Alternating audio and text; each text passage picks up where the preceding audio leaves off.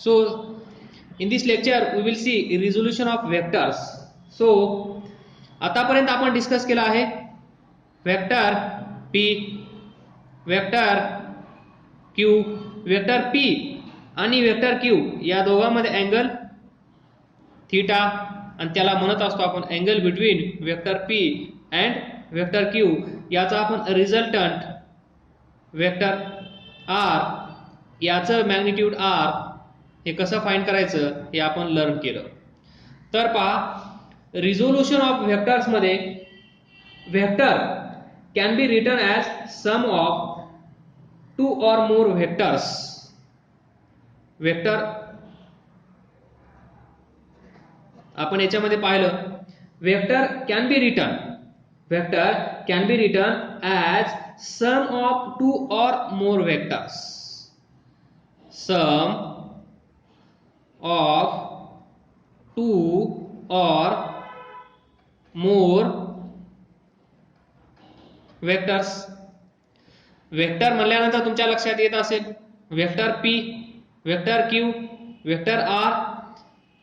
हे वेक्टर्स आपण असे लिहू शकतो sum of two or more vectors along certain fixed direction. Along certain fixed direction. तर या अगोदर आपण पाहिलं होतं काय पाहिलं होतं x axis, Y axis, Z axis. तर आय कॅप हा जो सिंबॉल आहे याला आपण म्हणतो cap. I cap is unit vector. हा काय आहे unit vector. I cap is unit vector along x axis. J cap is unit vector along y axis. K cap is unit vector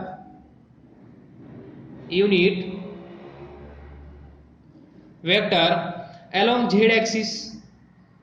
तर त्यानंतर याच्या अपोजिट डायरेक्शन मध्ये तर पहा ही जी x axis आहे ती कशी आहे positive, Y positive, Z positive. मग minus Z, minus X, minus Y कुठे असेल याच्या अपोजिट डायरेक्शन मध्ये. मायनस एक्स याच्या अपोजिट डायरेक्शन मध्ये, मायनस वाय याच्या अपोजिट डायरेक्शन मध्ये, मायनस झेड. तर पहा कुठलाही वेक्टर व्हेलॉसिटी वेक्टर असेल, डिस्प्लेसमेंट वेक्टर असेल, फोर्स वेक्टर असेल, कुठलाही वेक्टर आपण sum of two or more vectors along certain fixed direction. तर पहा टू और मोर आपल्याकडे जास्त टेन्शन घेण्याचं काम नाहीये.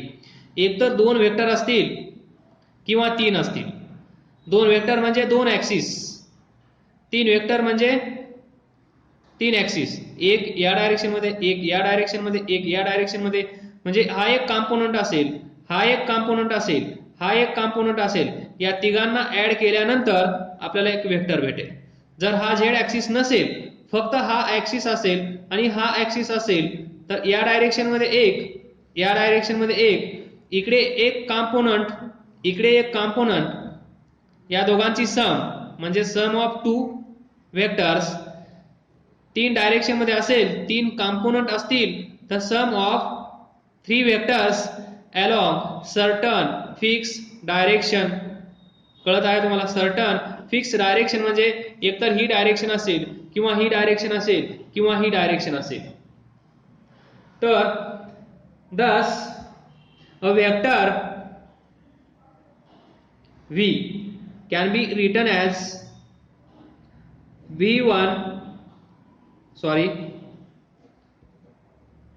vector v is equal to v1 alpha cap plus V2 beta cap plus V3 gamma cap.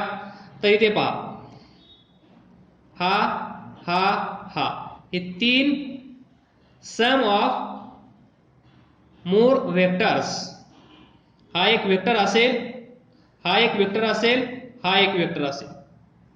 या तिघांना ऍड केलं आहे, त्यालाच आपण म्हणतो सम ऑफ 3 वेक्टर्स.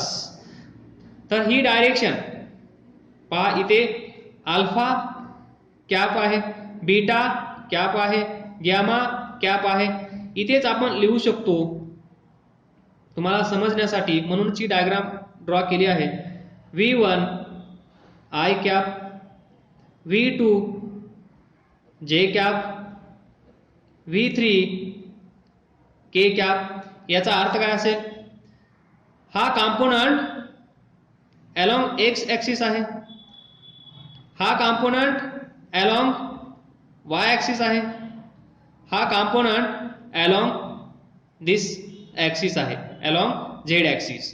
म्हणजे या डायरेक्शनमध्ये, या डायरेक्शनमध्ये, या डायरेक्शनमध्ये या तीन कॉम्पोनंटला, पहिला कॉम्पोनंट, दुसरा कॉम्पोनंट, तिसरा कॉम्पोनंट, या तिघांना आपण असं ऍड करून एक नवीन वेक्टर V असं आपण दाखवू शकतो.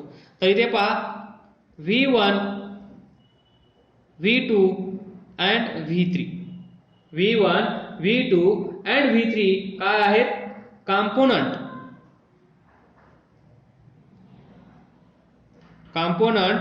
Of vector V. या वेक्टरचे हे तीन कॉम्पोनंट.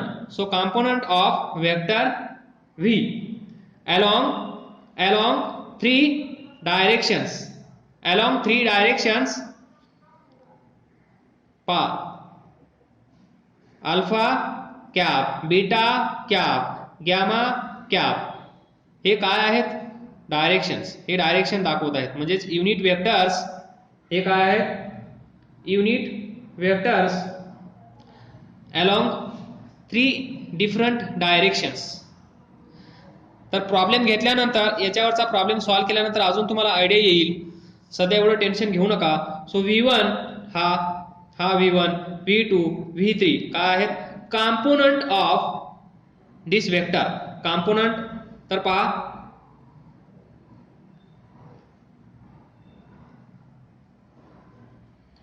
हे तर तुम्हाला माहित आहे. याचा एवढा पार्ट, याचा एवढा पार्ट 1, पार्ट 2, पार्ट 3 हे वेगवेगळे जर आपण बाहेर असे केले तर आपण काय म्हणतो? हा याचा पार्ट आहे, हा याचा पार्ट आहे, हा याचा पार्ट आहे. तसंच वेक्टर मध्ये पण आहे, तसंच वेक्टर मध्ये पण आहे. हे कॉम्पोनंट्स आहेत. हे तिघांना ऍड केल्यानंतर आपल्याला हा भेटतो. या तिघांना ऍड करा, आपल्याला हा भेटेल. याचे कॉम्पोनंट हे, या तिघांना एकत्र केलं म्हणजेच ऍड केलं तर आपल्याला हा भेटेल. जस्ट इमॅजिन, काही संबंध नाही पण लक्षात यावं म्हणून. तर तुम्हाला कळलं, हा असेल V1, हा असेल V2, हा असेल V3. जस्ट इमॅजिन, सिमिलर केस आहे, अदरवाइज या दोघांचा काही संबंध नाही. So V1, V2, V3 component आहेत कुणाचे? या वेक्टरचे. त्यानंतर alpha cap, beta cap, gamma cap हे काय आहेत? Unit vectors. Unit vectors along direction. आता डायरेक्शन म्हणल्यानंतर आता या डायरेक्शन्स कोणत्या आहेत माहित नाहीत, पण आपण जस्ट इमॅजिन करू शकतो. अल्फा या डायरेक्शन मध्ये, बीटा या डायरेक्शन मध्ये, गॅमा या डायरेक्शन मध्ये. अशा वेगवेगळ्या 3 डिफरंट डायरेक्शन आहेत. त्या डायरेक्शन मध्ये हा एक युनिट वेक्टर, हा एक युनिट वेक्टर आणि हा एक unit vector. So unit vectors along the direction, along chosen direction. ज्या डायरेक्शन मध्ये आपल्याला कन्सिडर करायचं आहे त्या डायरेक्शन मध्ये अल्फा, ज्या डायरेक्शन मध्ये बीटाला आपण पाठवणार त्या डायरेक्शन मध्ये बीटा, आणि याची डायरेक्शन आपण डिसाईड करणार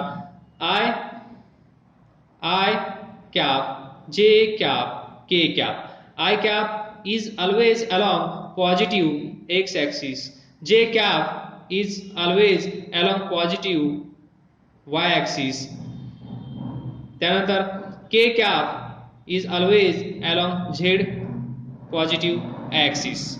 so this is more about resolution of vectors. तर रिझोल्युशन ऑफ वेक्टर म्हणजे काय पहा, ही अशी एक प्रोसेस आहे, process of splitting given vector. म्हणजेच काय,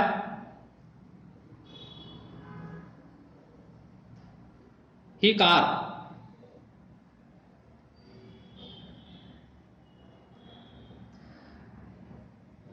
तुम्ही या कारला असं खेचणार, या डायरेक्शन मध्ये फोर्स अप्लाय करणार, पण ती कार या डायरेक्शन मध्ये येत नसते, तर ती कार या डायरेक्शन मध्ये जाते.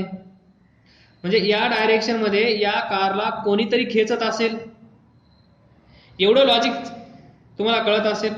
ही एक बॉडी आहे, या बॉडीवर जर फोर्स या डायरेक्शन मध्ये अप्लाय केला तर ही बॉडी या डायरेक्शन मध्ये जाते. या बॉडीवर जर या डायरेक्शन मध्ये फोर्स अप्लाय केला तर ही बॉडी या डायरेक्शन मध्ये जाते. जर या बॉडीवर या डायरेक्शन मध्ये फोर्स अप्लाय केला तर ही बॉडी या डायरेक्शन मध्ये जाते. मग त्याचप्रमाणे जर या बॉडीवर या डायरेक्शन मध्ये फोर्स अप्लाय केला तर ही बॉडी या डायरेक्शन मध्ये जायला पाहिजे. या बॉडीवर जर या डायरेक्शन मध्ये फोर्स अप्लाय केला तर ही बॉडी या डायरेक्शन मध्ये जायला पाहिजे. हे सिंपल लॉजिक तुम्हाला माहित आहे. तर ज्यावेळेस फिजिक्स मध्ये असा फोर्स असेल त्यावेळेस या बॉडीची मोशन याच डायरेक्शन मध्ये होईल, असा असेल तर याच डायरेक्शन मध्ये होईल, असा असेल तर याच डायरेक्शन मध्ये होईल. पण व्हॉट अबाउट जर फोर्स असा असेल, जर फोर्स असा असेल तर काय करायचं? असा असेल तर simple resolution of vectors he concept इथे अप्लाय करायची. म्हणजे काय करायचं नेमकं, हा जो फोर्स आहे या फोर्सला दोन कंपोनेंट मध्ये डिवाइड करायचं. हा फोर्स काहीतरी असेल 10 न्यूटन. 10 न्यूटन पैकी काही फोर्स इकडे जाईल, 10 न्यूटन पैकी काही फोर्स इकडे जाईल. टू व्हर्टिकल कंपोनेंट्स, लक्षात ठेवा, two components. Number 1 horizontal, number 2 vertical. आजपासून फिजिक्स मध्ये जिथे जिथे हॉरिझॉन्टल फोर्स आला टेन्शन घ्यायचं नाही, व्हर्टिकल आला टेन्शन घ्यायचं नाही, असा हॉरिझॉन्टल आला टेन्शन घ्यायचं नाही, पण असा किंवा असा, दॅट इज इनक्लाइन, ना असा ना असा, या दोन पोझिशन सोडून, दोन पोझिशन कोणत्या, हे आणि हे, या दोन पोझिशन सोडून जर असा फोर्स तुमच्या समोर आला तर या फोर्सला तुम्ही या डायरेक्शन मध्ये आणि या डायरेक्शन मध्ये असे दोन कंपोनेंट आपण कन्सिडर करू शकतो. असे दोन कंपोनेंट आपण कन्सिडर करू शकतो. तर पहा इथे 3 कंपोनेंटची सम केली आहे, तिसरा नाहीये, तर हे दोन कंपोनेंट. मग हा वेक्टर म्हणजे हा, मग याचे हे दोन कंपोनेंट, तर त्यावेळेस हा गायब होईल. फक्त आपल्याकडे असेल हा एक आणि हा एक.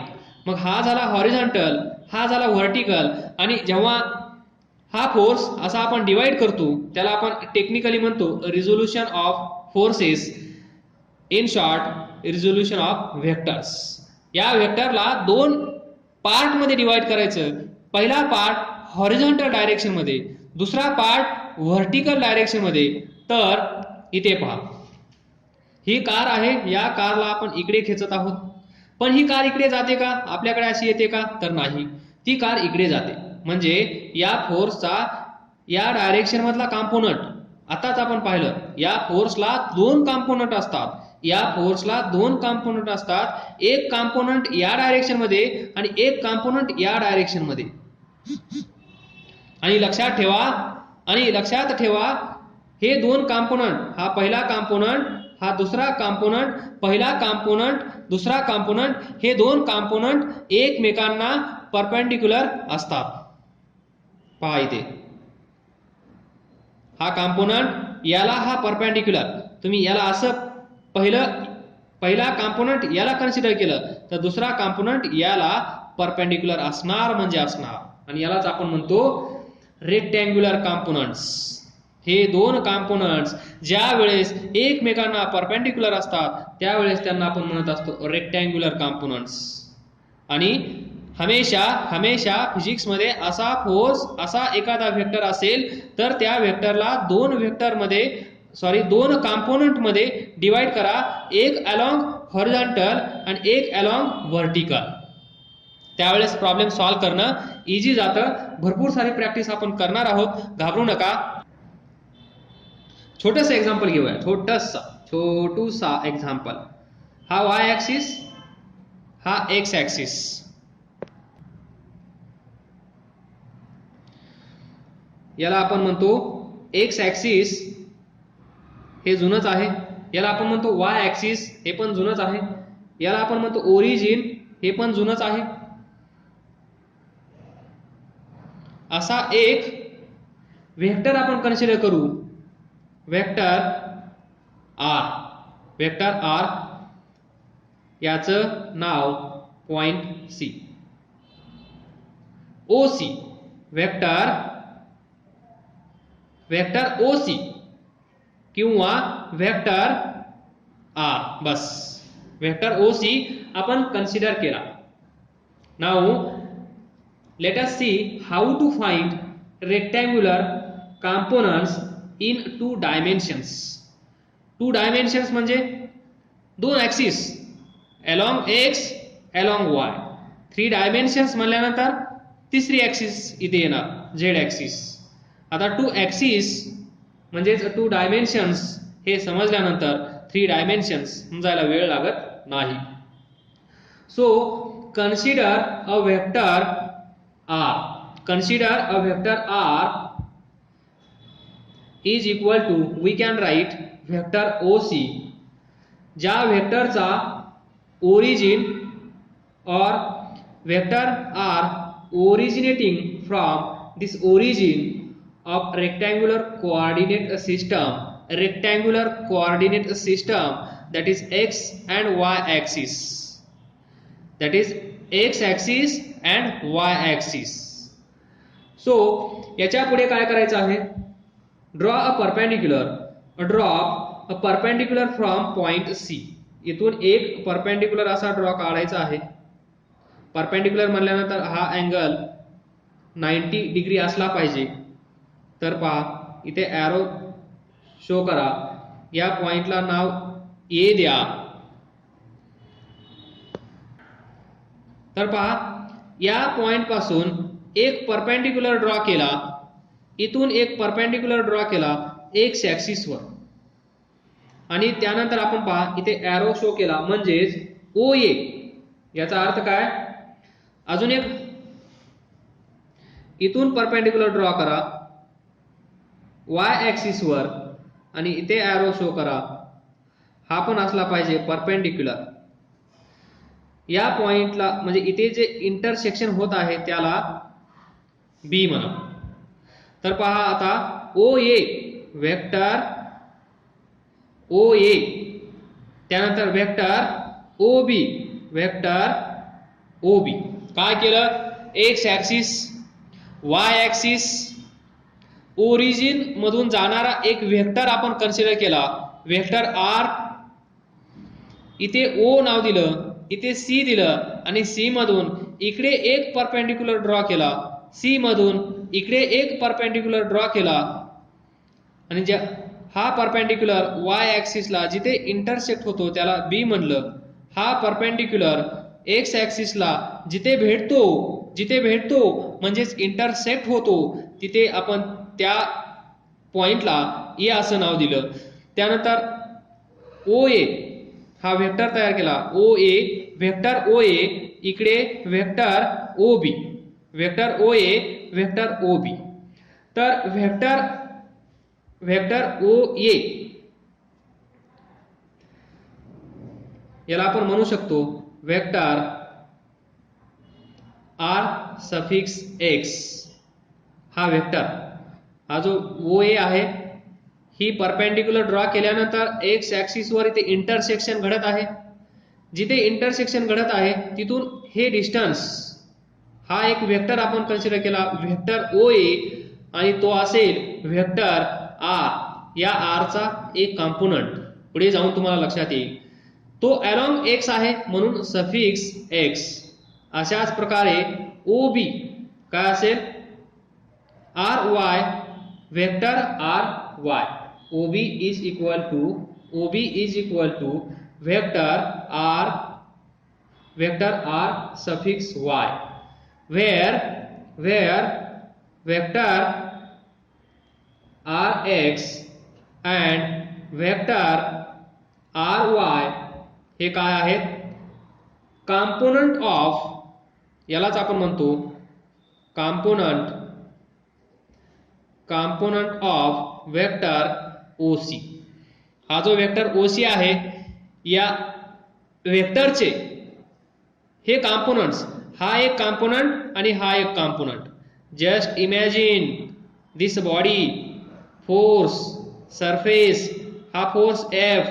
आपण फिजिक्स मध्ये हा फोर्स कधीही कन्सिडर करत नाही, या फोर्सचे कॉम्पोनंट कन्सिडर करतो. एक अलोंग एक्स ऍक्सिस, त्यालाच म्हणतो आपण हॉरिझॉन्टल कॉम्पोनंट. हा कोणता कॉम्पोनंट असतो, हॉरिझॉन्टल कॉम्पोनंट, हॉरिझॉन्टल कॉम्पोनंट. असाच एक व्हर्टिकल, आणि याला म्हणतो आपण व्हर्टिकल कॉम्पोनंट. आणि जेव्हा असे दोन कॉम्पोनंट करतो त्यावेळेस हा वेक्टर दाखवायचा नसतो, कारण त्याचं रिझोल्यूशन झालेलं आहे. असाच आपण एक वेक्टर कन्सिडर केला, या वेक्टरचा एक कॉम्पोनंट अलोंग एक्स ऍक्सिस, या वेक्टरचा एक कॉम्पोनंट अलोंग वाय ऍक्सिस. तर पहा, vector R X and vector R Y हे दोन कॉम्पोनंट आपल्याला भेटले. कुणाचे, OC चे. तुम्ही इथे लिहू शकता वेक्टर आर अलोंग हा कोणत्या डायरेक्शन मध्ये आहे, अलोंग एक्स. हे दोन कॉम्पोनंट कोणत्या डायरेक्शन मध्ये आहेत, हा अलोंग एक्स आणि हा अँड वाय ऍक्सिस. तर सिंपल पहा, हा एक, ही कार असेल आपली, ही छोटीशी कार. या कारवर तुम्ही असा ना हॉरिझॉन्टल ना व्हर्टिकल असा फोर्स अप्लाय करत आहात. तर फिजिक्स मध्ये आपल्याला हा फोर्स कन्सिडर करायचा नसतो. तर या फोर्सचे दोन कॉम्पोनंट आपल्याला कन्सिडर करावे लागतात. तर पहा, एक कॉम्पोनंट या डायरेक्शन मध्ये, एक कॉम्पोनंट या डायरेक्शन मध्ये, म्हणजे याला म्हणतो आपण अलोंग पॉझिटिव्ह एक्स ऍक्सिस, याला आपण म्हणतो अलोंग पॉझिटिव्ह वाय ऍक्सिस. जेव्हा या फोर्सला आपण दोन कॉम्पोनंट मध्ये डिवाइड करतो तेव्हा हा फोर्स त्या प्रॉब्लेम मधून गायब होतो. तर हेच दोन force through out problem solve करेपर्यंत, शेवटपर्यंत हे दोन फोर्स आपल्याला कन्सिडर करावे लागतात. म्हणजेच हे इथे आला तर हे दोन नसतील, हे दोन कॉम्पोनंट आले तर हा नसेल. अशी ही कन्सेप्ट आहे छोटीशी. त्याला आपण म्हणतो resolution of forces, resolution of vectors. आणि हे दोन फोर्स, दोन वेक्टर आपण पाहिले तर हा R X, vector R X, आणि हा वेक्टर आर वाय. आता आपण कन्सिडर करू याचं मॅग्निट्यूड आर एक्स, याचं मॅग्निट्यूड आर, याचं मॅग्निट्यूड आर वाय. आता मॅग्निट्यूड म्हणल्यानंतर सांगण्याची गरज नसावी. सो इथे काय दिसत आहे तुम्हाला, नाऊ इथे पहा, हा एक रेक्टँगल तुम्हाला दिसत आहे, पण हे असं आहे की नाही, असं. हा एक वेक्टर, हा दुसरा वेक्टर, या दोन वेक्टर मध्ये अँगल थीटा. या वेक्टरला इथे पॅरलली पळवा, वेक्टर ए ला इथे घेऊन जा. Parallel shifting of vectors is allowed. त्यानंतर व्हेक्टर बी ला इथे घेऊन जा, व्हॅल्यू चेंज होणार नाही. त्यानंतर before shifting vector A and vector B या दोघांचा इथे काय आहे, tail to tail. After shifting इथे काय आहे, हेड टू हेड, म्हणजे हा आणि हा या दोघांना आपण काय करतो, असं जॉईन करतो. जॉईन केल्यानंतर आपल्याला हा डायगोनल भेटतो, डायगोनल. त्याला आपण म्हणतो resultant vector, resultant vector R. आणि हा कसा फाइंड करतो आपण, vector A plus vector B. एवढं छान तुम्हाला कळलं असेल. आणि मग याचं मॅग्निट्यूड आपण आर कन्सिडर करतो, याचं मॅग्निट्यूड ए कन्सिडर करतो, याचं मॅग्निट्यूड बी कन्सिडर करतो. तेव्हा आपल्याला आर ची व्हॅल्यू काय भेटते, A square B square plus 2ab cos theta. हा एक पॅरलेलोग्राम आहे. याच पॅरलेलोग्रामला तुम्ही थोडंसं दोन्ही साइडनी पुश करा. हा कॉर्नर पुश करा, तर याचाच शेप असा तयार होईल, याचाच शेप असा तयार होईल. म्हणजेच इथे काय असेल, आर याला पॅरलल इथे शिफ्ट केलं तर काय भेटेल आपल्याला, व्हेक्टर आर वाय.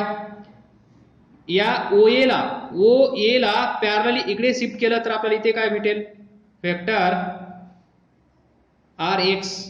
तर इथे पहा, इथे पहा हा पोर्शन, हा एक पॅरलेलोग्राम चा शेप तयार झाला आहे.